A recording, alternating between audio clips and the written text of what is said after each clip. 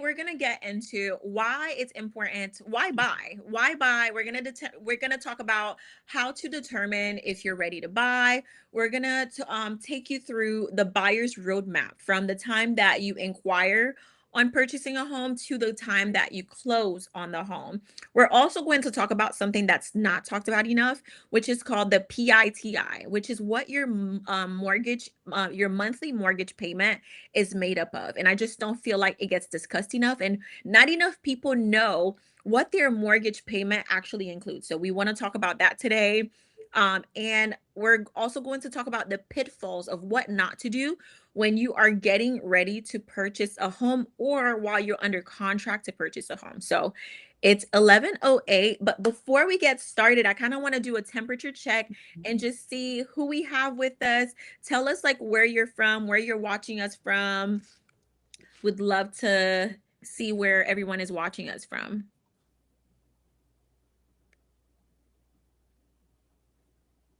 Let's see. Think there is a little bit of a lag.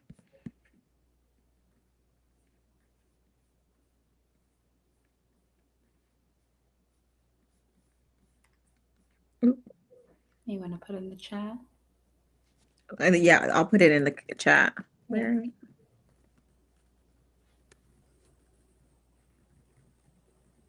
I want to make this as interactive as possible. So please, as you're watching, if there's any questions that you have, pop it in the chat so that we can make sure we are getting your questions answered.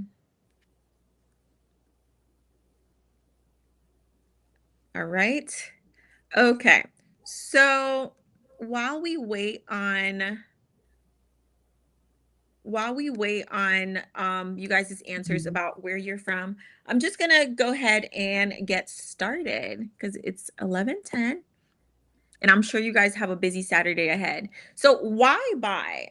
One of the key reasons why it's important to buy is because real estate is one of the biggest like wealth builders and like in the investment world. If you were to put a stock, if you were to invest in a stock and you invest in real estate and you put them side by side, I think you would find that the appreciation on your real estate investment might exceed like the performance of your stock in some cases.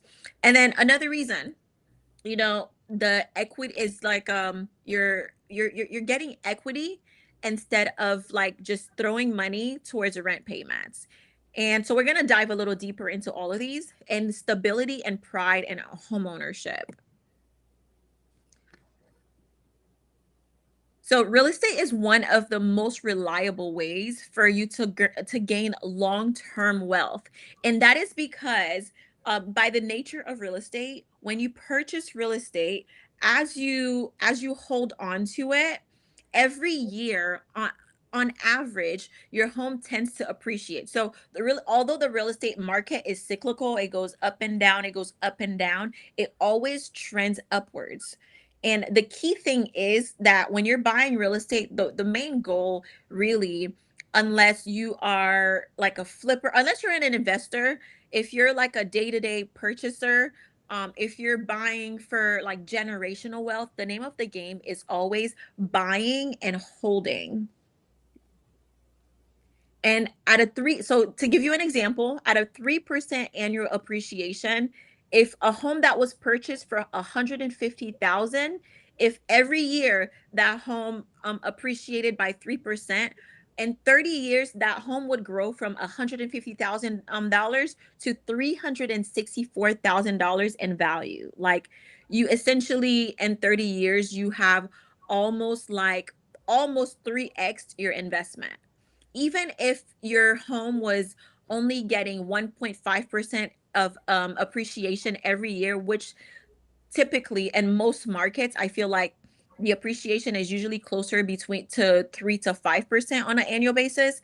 This same home, if you invested 150,000 after 1.5 annual appreciation over 30 years, would be worth $234,000. And literally all you're doing is living in the home. So essentially you're getting paid to do something you would have been doing anyways.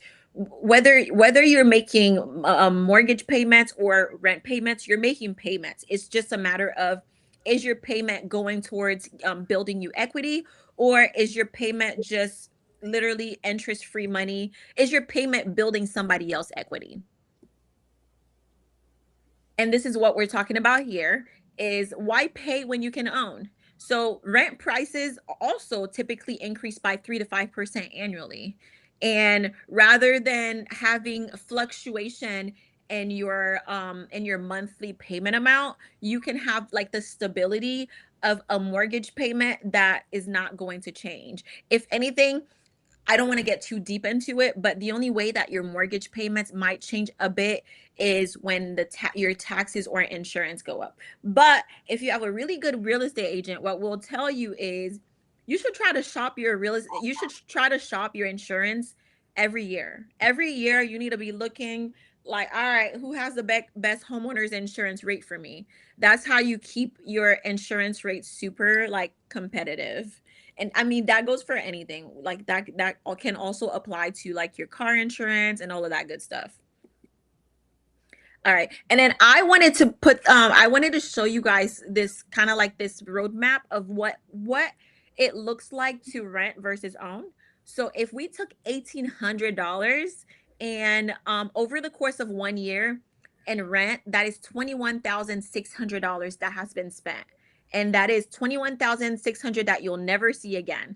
Versus if we spent that $1,800 towards a mortgage payment, then we're looking at $21,600 that has gone towards reducing your principal and interest, which is amazing. And then over the course of 5 years, if you were paying $1,800 a month, you would have spent $108,000, which is crazy. Over a course of 5 years, $108,000 spent in rent, and there's no return on that money. Whereas if that same $108,000 was spent in real estate, in 5 years time frame, you're looking at approximately anywhere from, you might be looking at anywhere from, and given these are estimates, anywhere from 50K to 100K equity or return on your investment. A lot of my clients that are like, one of my clients that's selling and we're closing next week, like she's getting a nice little 50,000 plus check, and I think she's right at her 5 year mark. So that gives you perspective. And over the course of, I think this is now 10 years, you would have spent $216,000 if you were paying $1,800 a month. And imagine that's like probably paying off half of the principal and interest on a home that you would have purchased. So something to keep in mind. And then something else is your financial net worth, right? When you purchase a home, it adds to your net worth. Every time you're making a payment, you're gaining equity, and like essentially you're getting richer. Um, as of 2025, the average homeowner's net worth was $430,000. And that's partially due to, I think the COVID era really shot the home prices up. So a lot of homeowners right now are sitting on a lot of equity versus the average renter. Once you tally up all of their debt and assets, their net worth is about $10,000. So that's something for you guys to keep in mind. Why another reason why buy is just like the stability and pride in home ownership. And when you own, like, of course there's going to be and depending on the community you purchase in, there might be like a HOA that covers the guidelines of like, hey, you can't paint the outside of your home pink, but whatever's inside of your walls, they don't care. You can do, you have creative freedom when it comes to your home when you own. And then another thing is you have a protection against house instability. In today's market, like they're predicting that like there's not even enough housing to account for the amount of people that are like moving here. And a lot of times what ends up happening is like when prices are fluctuating, mortgage rates are fluctuating, and sometimes landlords have to make a tough decision, and they are within their rights. Depending on the state they're in, they can do like a no fault eviction. So that's something to keep in mind, or be at the begging call of like a lease renewal. So those are things to keep in mind. And then there's a stat that I showed that children of homeowners are 11% more likely to graduate from high school, and they are 4.5% more likely to complete post-secondary education than children of renters in similar home brackets. So those are all little fun facts for you. And I'll let Anna Kay take it away to teach you guys like the buyer's roadmap. But as we go through this, if you have any questions, make sure you're popping them on in our chat so that we can interact with you. We can answer your questions. We want this to be very interactive. So please stop, pause. If something doesn't make sense, make sure you ask us a question. Yeah. Okay. Perfect. Jumping right in. I think the question that everyone always has is, I want to buy a home. I'm interested in real estate, but where do I start? Right. So this buyer's roadmap is going to give you a snapshot. We'll be going through, each one within details. But if you just look at the snapshot right now, right, it takes you through 8 steps. And within these 8 steps, there are quite a few processes as we'll go through that. But the first one is, right, meet with a real estate professional. So that's us, right? So meet with someone just like us. Within that next step, you're going to get pre-approved, right? After getting pre-approved, it's searching for homes, right? So you're kind of in the field saying, hey, I like this home. I don't like this home. Let's look at various options, right? Once you find that home that you settle on, that's when the make an offer, the number 4 stage sets in, right? Once you're making an offer, there's a lot that goes into that. There's negotiations, contracts, timing. And then also once after the negotiation phase, you're then what we call you're under contract, right? So you're in escrow, you're waiting for your home to close, you're waiting for your loan to close. And then number 7 will be that final details. And then 8, getting your keys off the closing days. Oops, I'm going way too far. All right. So like I said, right, for step 1, meeting with a real estate professional just like us. So a lot of times people are like, well, what does realtors do, right? These are probably primarily the main 7 roles, but there's a lot that goes into that, right? So number 1 is educating you about the market. People are always asking, hey, I'm hearing about interest rates. I'm hearing about this. What's going on? So that's where you come in with a trusted expert, just like ourselves, to say, okay, hey, this is what's going on in this market. This is what's going on in this area. This area is being built up. Just kind of give you that research that you probably wouldn't have if you're just going on Zillow to look, right?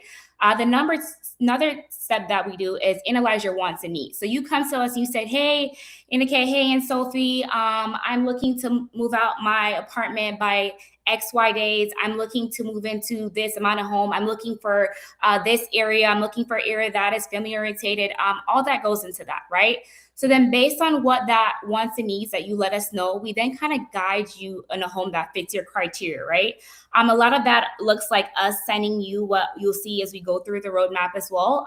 It's us sending you stuff directly from a portal. So we're getting these as soon as the homes go to the market. So you're not waiting for a lag with Zillow or a lag with any of the websites, or you're getting that as soon as another realtor or a builder posts that home on market, you're getting that right to your email.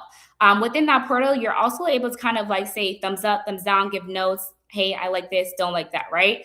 Another thing, we coordinate the work of needed professionals, right? So within your loan process, within your home buying process, there's your loan officers. Those are who will work with you on that actual loan. There's also inspections, right? With inspectors. So we're coordinating that inspector saying, hey, even if you have a new build home, we're always suggesting that you do get an inspection, right? And then when it comes to title and representation, that is something that we're also coordinating as well within our network. Another thing that I would say is pretty big is that we negotiate on your behalf. One thing that you have to understand that with real estate is everything's negotiable, and you don't know until you ask, right? So that's where a trusted professional come in to say, hey, no, my client needs this to close. My client wants this. We have to make the deal happen and come to an agreement. So after that agreement, we're also reviewing your paperwork and deadline. We know that life gets busy. So that is where we're staying on top of things, saying, hey, your inspection is due. Hey, your escrow deposit is due. Making sure that you're not missing any of these critical days, because if you do miss it, there's consequences that can happen on that behalf as well. And then also solving any problems that may arise. I think that's my favorite one personally, because you look at a transaction and you don't know how it is until you go in, right? No, I would say no deal is perfect. Every deal is different, and there's things that are going to arise. So having someone on your side that can tackle that and say, hey, well, this home needs a new roof. Hey, this is leaking. You need someone on your side that can help you with that as well. All right, jumping on to things to consider, right? Similar to what I said about the roadmap, it's kind of like, where do I start? So things to consider is, what is your timeline, right? Do you know your credit score? Do you have a steady income? Have you been at your job for a certain amount of years? Do you know where your debt is like? That's debt including your car loan, including your credit card as well. And then also saying, like, do you have a good amount of savings for your down payment, closing costs, and other fees that may arise? And have you worked at your job for the last 2 years? And also with this is gathering your documents, right? So that includes your last months of pay stubs as well, your bank statements, as well as your prior year taxes as well. And okay, so I just want to take a moment. If you guys, I added a question in the chat. Let me see. If you guys could share, like, if you don't mind sharing, just popping in the chat, like Yeah. whether it's A, B, C, or D or E, what do you feel like is your biggest barrier to buying a home right now? Because something else that to think about, depending on what your barrier is, there's potentially solutions. If the reason why you're not buying is because you don't have enough savings, well, if you have an amazing credit score, if you have a really a really stable job, then there's programs that we can connect you to. There's programs that, for example, like Chase Bank has a grant, okay? And the world of real estate, when there's down payment assistance programs and grants, you want the grant because the grant you don't have to pay back. Most down payment assistance programs have stipulations that, depending on like how long you've held the property, when you sell, you potentially may have to give the money back. But when it's a grant is just, it's essentially free money. And with, I know Mhm. specifically with Chase, they have up to $5,000 that they'll give you, and that grant is solely location based. That grant is not based on how much money you make. You could make $1 million, you could make $500,000, but if you buy in like a certain area code and a certain zip code, then that will give you access to that grant. If the reason why you're not buying is because you don't know where to start, then I recommend reaching out to us and we can help you build a plan to get to that goal. The key thing is, like, we're here to be a resource. You might think that you're not ready to buy, but until you really talk to us and we go through these like things to consider right here, then we really won't know where you stand. Yep, that's a good point. Go ahead, Anna. Go.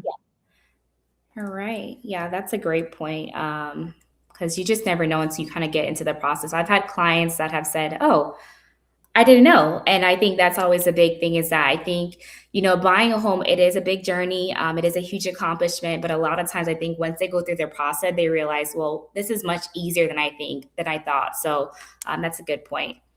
Okay, so yeah, step two from that roadmap was getting pre-approved, right? Um, there's two ways within getting pre-approved. The first one is pre-qualification. This is just simply, and this is also information that we don't see. So all these personal information is information that is shared with your loan officer.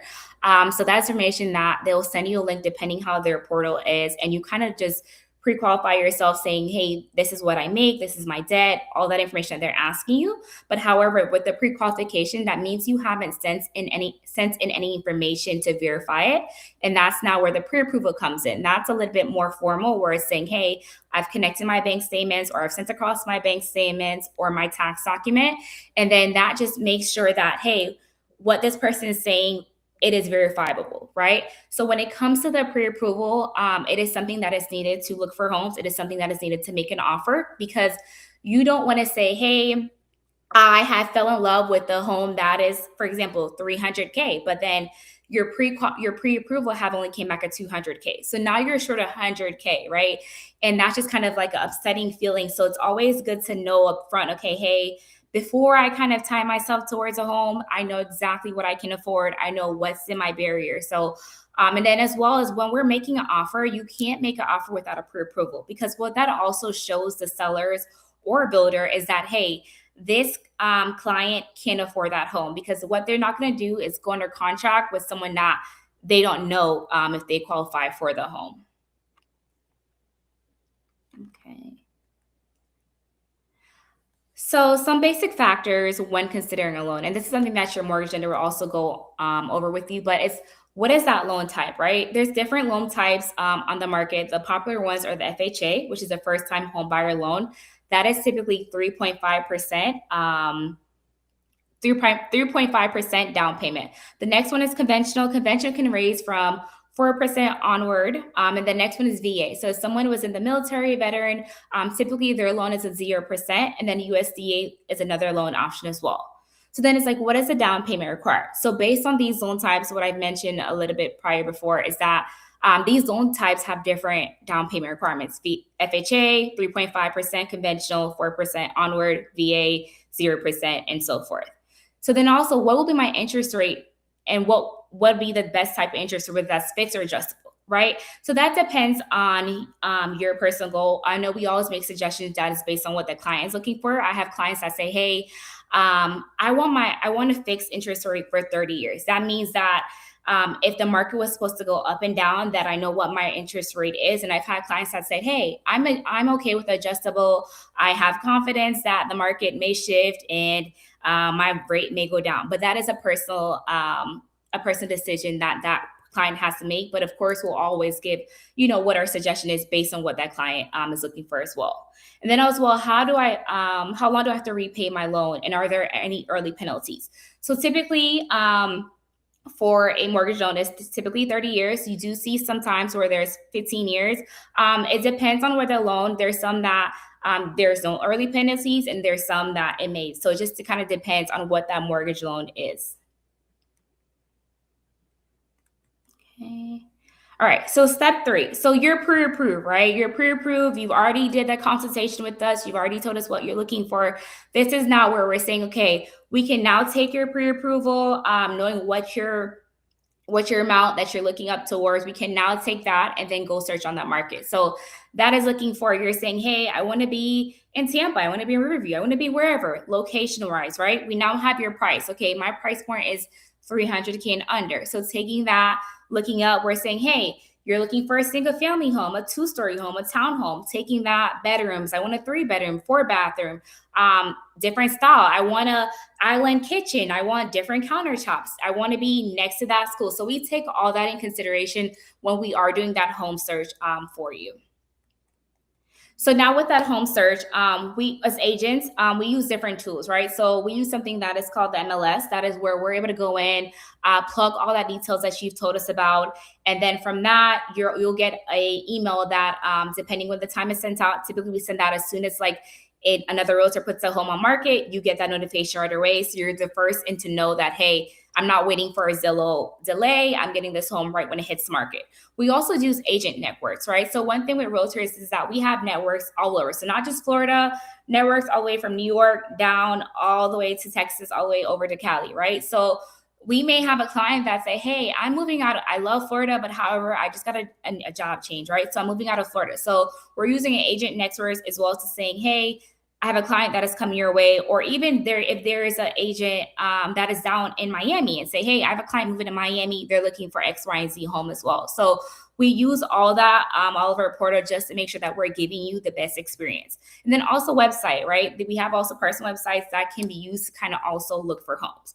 So also now we always like to say, hey, it is best when you're also knowledgeable, you're also advocating for yourself, right? I think that's the best thing in life is always being an advocate for yourself. So when it comes to the customer search, right, we see you may be driving around, you may see a yard sign that says, hey, this home is for sale. You can say, hey, indicate, hey, Anne-Sophie, I saw this home on my way driving for work. What do you guys think about it? Is it something in my price range? That's something you can also do.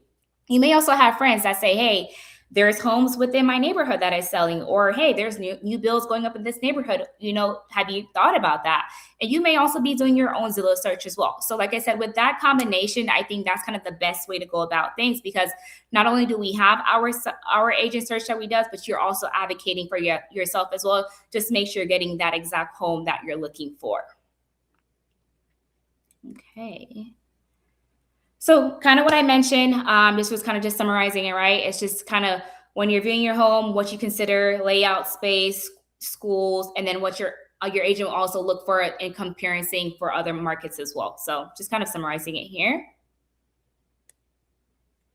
All right, step 4. you saw the home. It could have been you saw 5 homes, 10 homes, depends. But you saw the home and you said, hey, I love this home. I cannot stop thinking about this home. I want to make an offer right now, right? So before making an offer, we're not just going to put an offer in a home, right? We want to make sure that we're going to do our research as realtors, because as a job as well as realtors, as a buyer, right? We are trying to save you as much cost savings as possible. So that is kind of where we come in as well. So we're saying, okay, looking at this home, say for example, there's a home on market for 300K, but however, homes in that area are not selling for 300K. They may be selling for 275. That gives us leverage to say, hey, my client is going to come in at 275 or we're about. We're not just going to take that number and just make an offer just because they're asking for that. And then also, we're going to also consider timing as well, saying as well as, hey, my client wants to close in 30 days. My client needs to close in 45 days. Maybe my client has a home that they need to sell before they close as well. And then contingencies. These are just conditions that allow you to opt out the deal if a problem arises. One of the biggest one that we always make sure is that whether it's FHA or not an FHA, is that there's an appraisal contingency. What an appraisal contingency does is that say, hey, if this home does not appraise at the price that we put the offer in, my client has the ability to walk away and get their deposit back. If you do not have that contingency in place and the home, unfortunately appraises it at a lower value that you put your offer in, you may lose your escrow deposit. So we always make sure that, hey, appraisal contingency is in as well. Another contingency that we love to do is that inspect the home. It doesn't matter if it's a new build. It doesn't matter if from your eyes the home looks in perfect condition. You never know what is behind those walls. So with an inspection contingency, you're also saying that, hey, my client has X amount of days to inspect the home, and that's where we'll recommend inspectors as well. My client has X amount of days to inspect the home. If something comes back, and during this stage, we also have the ability to negotiate with the other party to say, hey, my client needs this fixed before closing, before we proceed with the deal. If they come back and say, hey, unfortunately, we can't do it, you then have the ability to say, hey, we're going to walk away, and you get your deposit back as well. Okay. All right. So negotiating the contract, right? Like I said, you make that offer. Also, when you're making that offer, you can go in a home and you say, hey, I actually like this washer and dryer, but somehow they may not be including it, right? And that's where in the contract you can say, hey, my client, in order to get this home, they want this washer and dryer. It happens. We've seen some clients that say, hey, I want the furniture. It just depends, right? So it depends on that person's looking for. And that earnest money is basically the deposit you're saying in good faith, I am buying this home. This is a deposit that I'm putting down. That can be the price for that can be typically 3% of what your purchase price is, saying, hey, I'm putting down $3,000 to say in 30 days, I will be closing on this home. And then, of course, within this contract, like I mentioned, the contingency will be included in this as well as the important days, time periods. I say, hey, I may have a 10-day inspection period. So that has to be outlined that, hey, within 10 days, you have to get that inspection done. We have to negotiate. And then if that 10 days passes, then it's kind of like, hey, you've defaulted. Okay. And then it says, now your offer will be accepted, counter offer to decline. So a lot of time the negotiation phase, like I said earlier, everything in a real estate you have to think is negotiable. So even if we may come in at an offer, that does not mean that they will necessarily write out, accept the offer. That is always what we hope for, right? But what's something with real estate is that you do have to meet in the middle. So they may come back and say, hey, my client cannot do 275 for whatever reason. Maybe they could do 285. It's okay. Hey, maybe we can do 280. So that's kind of where that back and forth. And that's something that we'll always be in communication with their clients to say, hey, what is your absolute highest that you would go at? And what is, just so that we know when we're having that negotiation phase to say, hey, no, my client cannot do that. And one thing to always know is that you have to know what your absolute top dollar is, because you never want to go into a negotiation phase and feel like, well, I just spent way more than I needed to. So that is something that you always just need to be steady on as well. All right. Now, when your offer is accepted, we've met in the minds. They said, hey, yeah, we'll accept your offer. Congrats, right? Now, there's still a lot of work to do. You don't want to go out. You don't want to do anything crazy. You just kind of want to keep going keep your expenses as how they were when you first got pre-approved. So when your offer is accepted, you submit that escrow deposit or earnest money that I mentioned before. Typically, it's 3% of what your purchase price is. And then that is also when a title company will come into play. So title company is who will be closing that deal through. They'll be the one also in communication with you as well for, hey, within 3 days, 3 business days, 3 days, you need that escrow deposit as well. So you'll be sending that to title. They'll send you that information as to say where you need to wire that information, because that is not information that goes to us personally. That goes directly to a title company. Okay. So going under contract, typically most sales close within 40 to 45 days. During this time, as I mentioned before, this is where you perform what we call your due diligence. This is making sure you make your escrow deposit, you get that inspection done based on that time frame that was put into the contract, that appraisals get done, you get home insurance, and that title commitment, you also get that loan approved. So all while you're going through contract, you're going to be working with your loan officer and underwriting as well to make sure that, hey, you're getting this loan approved. Once you get that loan approved, that's when they'll let you know at the end, hey, you're ready to close. While you're working through with your mortgage lender, they're going to be asking you for different documents. That's why at the beginning of this, we said, hey, it's making sure that you have all your documents in place, because underwriting will ask you, hey, they'll ask you for your taxes, they'll ask you for this information. So you don't want to feel very frenzy as to saying, hey, I need to find this, I need to find this. It's always good ahead of time to get prepared, just to say, hey, okay, I know exactly where these documents are, or it's an easy accessible. Okay. All right, closing costs. So that's something that most people probably do not share, but as well as your down payment, closing costs do arise. Some of these closing costs can be that property appraisal, that inspection, processing fee, underwriting fee, loan fees, credit report, if you have transfer taxes, title insurance. So these are some costs that may also arise as well. Okay. All right, step 7. So your step 7 is you're basically almost there, right? You're getting your final closing disclosure, also known as your CD. You're getting that from your lender saying, hey, that the client is ready to close, meaning that, hey, you can now close 3 business days after. Right before, we like to do what we call that final walkthrough. That is making sure that before you get your keys, you do your final signing, you have wired that last check, that this home is in the state that you're willing to accept it. So, right within that time period, if there was some inspection things that need to be done, that is making sure that everything that came up on that inspection report is completed. Or if the inspection report was clean and nothing came up, is making sure that nothing in that home has changed. So that is where we walk the home. Typically, right before we make sure that we're turning on water, is making sure that, hey, no leak has happened, because the one thing you don't want to do is that you purchased a home and then now you moved in and your pipes are leaking, right? That's just not an expense that you want to incur right when you're buying a home. So we making sure that all agreed repairs are made and then nothing has gone wrong since you first looked at that home. All right, step 8, closing date. This is a big day. This is where we'll also come to you with closing, answer any questions while you're signing that last paperwork. This is where you bring your identification. This is where typically the day before, title will tell you, hey, you need to wire your last amount for the down payment here, or you need to bring a check depending how it is done. But that is a day where you say, hey, I have signed my life away. I'm getting my keys. This is a day. And typically from step 1 to 8, we always tell people, do not go and buy a car. Do not go and take out any credit cards, any loans. I know you may want to say, hey, I want to get furniture. I see this. I like it. Wait, just wait. Please wait until you've signed after closing. I even tell my clients that, wait a week. And that's just being safety, right? I mean, you close and that's your home, but that's just having a mindset that, hey, we're going to wait until everything has finalized. This is your home. It is your name.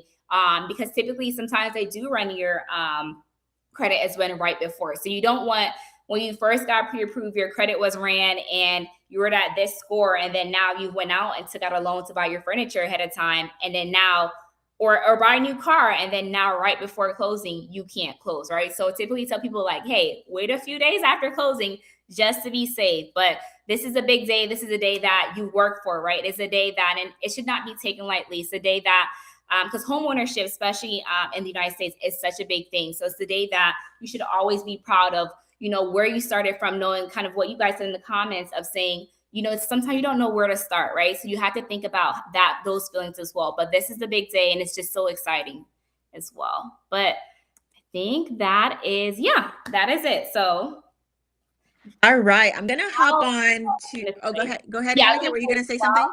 Yeah, I was gonna say while okay, I don't know if you were looking at the comments, but I was gonna say while you're going through that, if there was anything that I said that you guys need me to clarify, or just you had comments, questions on, just drop it in the chat box, and I'll respond as well too. So Perfect, perfect. And then as I'm chatting to too, Anna K will be in the comments. So if you guys have any questions, just pop them in there. She can help you out really quickly. So something that's super duper. So I'm very passionate about my clients understanding all the dynamics that comes with purchasing a home. It's such a big deal. It can really set you like it can really set your life for up for success financially, right? And that is why I'm so passionate about it, and I'm passionate about educating you about the different components in it, because information is power. One key thing that I don't think gets discussed enough is the PITI, understanding what is a PITI. PITI is what your monthly mortgage is made up of. So when you get your first mortgage statement, that amount, whatever that amount is that you have to pay on the mortgage statement, that is going to include your principal. And the principal is that initial amount. Let's just say you purchased a home and you put down 10,000, right? And you have $290,000 dollars left to pay. That's your principal. That principal amount, let's just say you got a 30-year mortgage, it's going to get amortized over 30 years. So that whatever that small amount towards the amortization is, that is the principal, that is going to be your monthly principal amount. And if you have a 30-year fixed loan, your principal never changes. So your principal is something that never changes, because your loan amount will, unless you refinance, your loan amount does not change. The interest, that is what you're gonna, it's a give and take. The interest is what you are paying to the bank in order to borrow that money temporarily from them for those 30 years. Your PITI is also made up of taxes. Because of the nature of taxes, whenever you're putting less than 20% down on a home, the your lender is going to require that they what we call escrow. Whenever you put less than 20% down, your lender will collect for your taxes on a monthly basis. So how they do that is whatever the tax amount is, they're going to take that number, they're going to divide it by and they might even get a little bit more conservative and estimate a little bit higher. They're going to divide it by 12, and they're going to collect for that amount monthly. And what happens is, when you are putting less than 20% down, the lender on a yearly basis, when the taxes are due, they will pay those taxes on your behalf. And what's really nice in the state of Florida is that you get a discount for paying your taxes early. So the earlier you pay your taxes, like I think they usually around that November mark, you get a nice little discount for paying early all the way up. And then every month there's like the discount kind of like decreases, but every month there's like a little bit of a discount. But once, like I said, when the lender is the one paying your taxes, they usually pay it when the discount is the highest, because they're trying to, essentially make your payment, your PITI, your monthly payment, as stable as possible. Something else that you will pay for on a monthly basis that also gets escrowed by your lender is going to be your insurance. So your homeowner's insurance, since you are putting less than 20% down, the lender wants to protect anytime you have less than 20%, that you're putting less than 20% down on a home, essentially you have less skin in the game. So the lender is carrying a lot of the risk. So that is why they want to make sure the taxes are paid regardless of what you do. They want to make sure the taxes are paid and the insurance is paid to protect their investment as well as your investment. The same way that taxes work, on an annual basis, the lender will take the insurance amount, they'll divide it by 12, and they'll make sure to collect for it monthly. But usually on your very first policy, they will collect it all up front.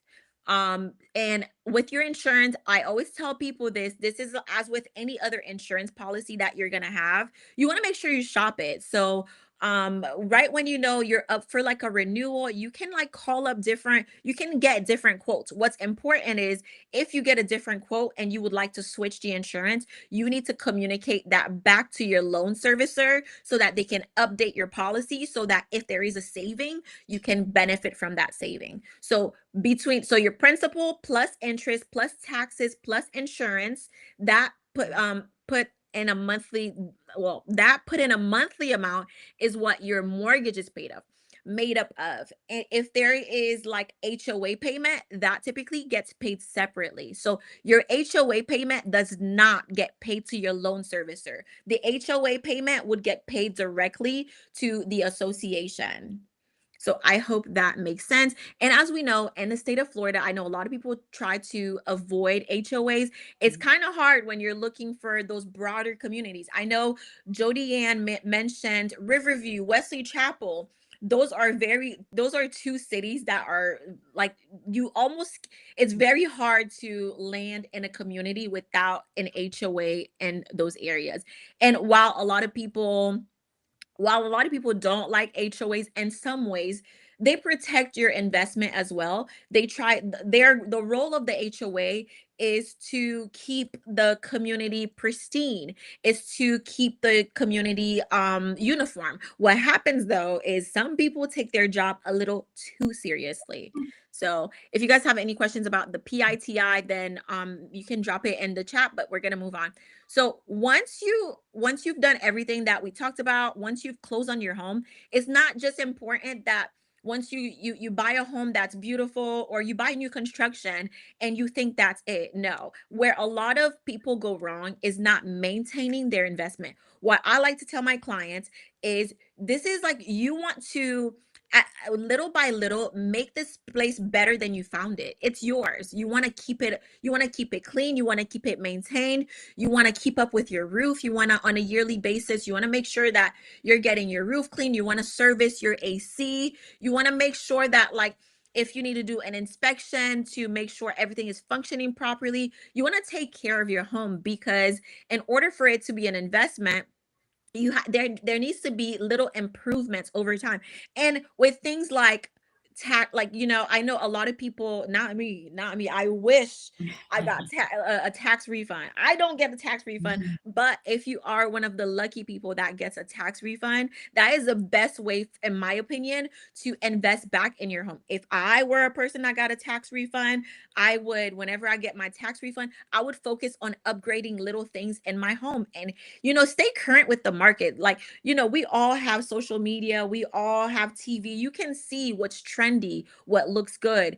And I would take some of that money and reinvest in my home into fixing something maybe that is not aesthetic, or fixing something that is not working, fixing the door that's not shutting, fix just like the little fixes, getting your home pressure washed. The little things make a big difference. The curb appeal of your home, those are all things that you should keep up with when you own a home.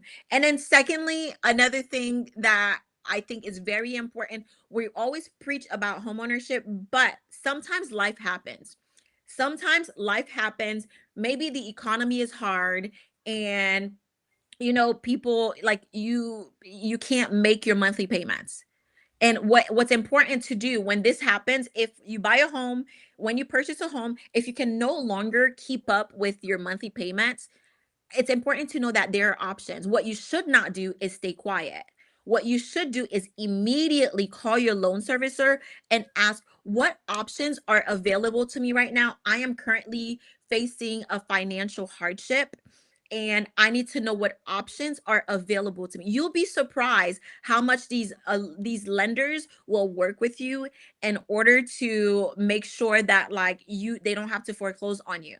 And the main reason for foreclosure, in my opinion, is because a lot of people get ashamed by their financial situations, and they kind of hide rather than face it up front. I think whenever you are if you decide to purchase a home and you get into a tough situation financially, just face it up front. Whether if you feel comfortable enough, call your real estate agent. We'll guide you, we'll let you know what to do. Or if you're not comfortable with that, call your loan servicer and let them know that, hey, I'm facing a financial hardship. That's something that I want to drill and make sure people know, because times are getting harder, and I think it's very important to know your options.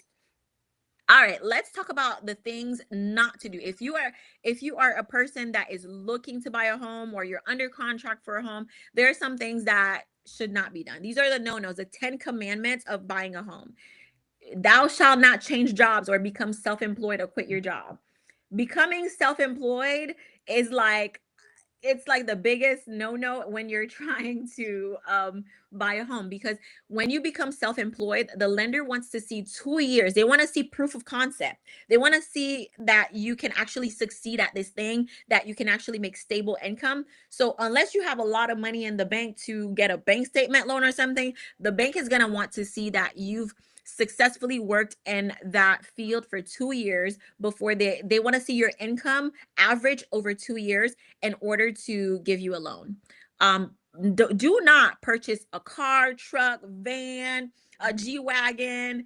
No, because what that does is it increases, even if you're buying it cash. If you're buying it cash, I mean, you're just losing out on a big chunk of cash that could have gone towards your process. But most people finance.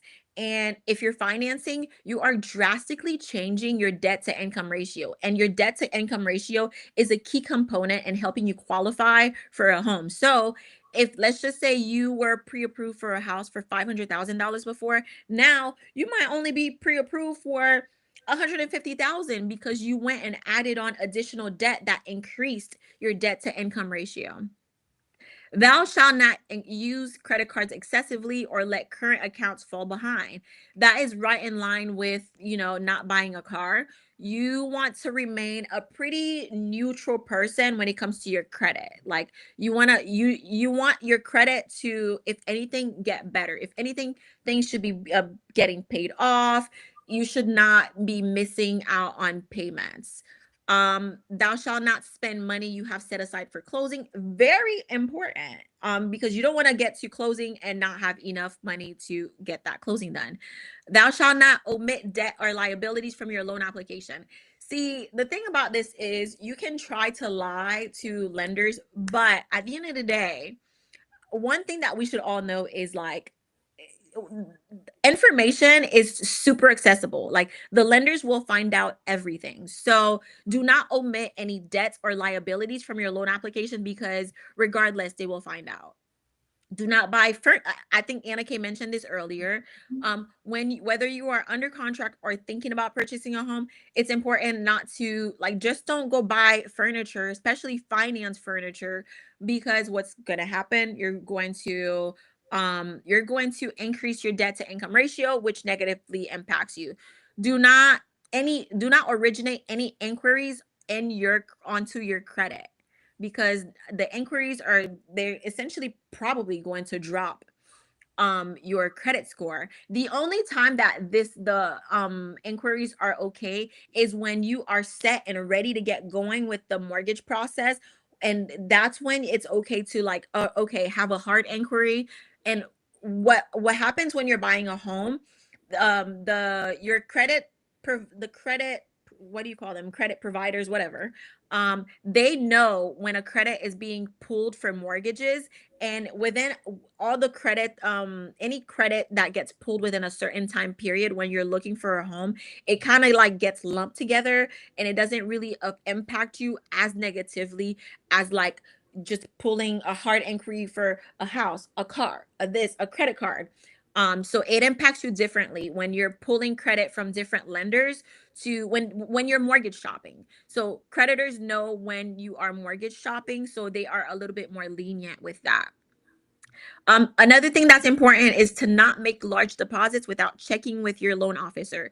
In real estate, there's something called seasoned money. Your money has to be seasoned, meaning the money has to have been in your bank account for at least 2 months. So if there's a huge chunk of money coming into your account, they're gonna flag it and be like, whoa, where's this money coming from? Because are you you trying to do a little laundromat situation here? Like, are you cleaning money? Like, you know what I mean? So you don't want to raise any flags about your finances. So if you do have a large chunk that you're trying to deposit, I would talk to the lender first to figure out if there's a better way to do it.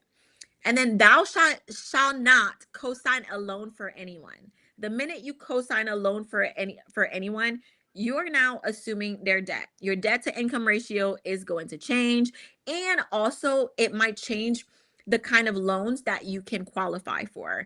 And there's great programs like a FHA loan. Like, let's just say you co-sign for if you co-sign a loan for someone, then technically you are no longer considered a first time home buyer. So you're missing out on being able to put down just 3.5% down on a loan, which is like a great perk of, being a first time home buyer. So those are the 10 commandments that you should keep in mind when you are getting ready to get started with the home buying process. So just want to stop here and take a moment to just pause and wait and see if there's any questions that anyone has. Because I see we are running close to time. So we're just gonna pause here, wait for any questions. And if you guys don't feel comfortable asking your questions on live, just feel free to DM me, message me, you could email us, and we'll get you taken care of. But anyways, it's been really fun hanging out with you guys. While we wait to see if you guys have any questions, I did want to, if you missed this in the beginning, Anna Kay and I, we are dedicating ourselves this year to really educating, just educating the masses about real estate and real estate in every capacity. So whether you are looking to buy a home, whether you are looking to invest in real estate, whether you are looking to know how to tell if something's a good investment, whether you are a self-employed person trying to figure out how are you going to be able to purchase a home, over the next few months we are putting together like a curriculum, is what I'm going to call it, that's going to be really fun, really educational, and the goal is to help you guys get to your goals so that we can too get to our goals. So I'm super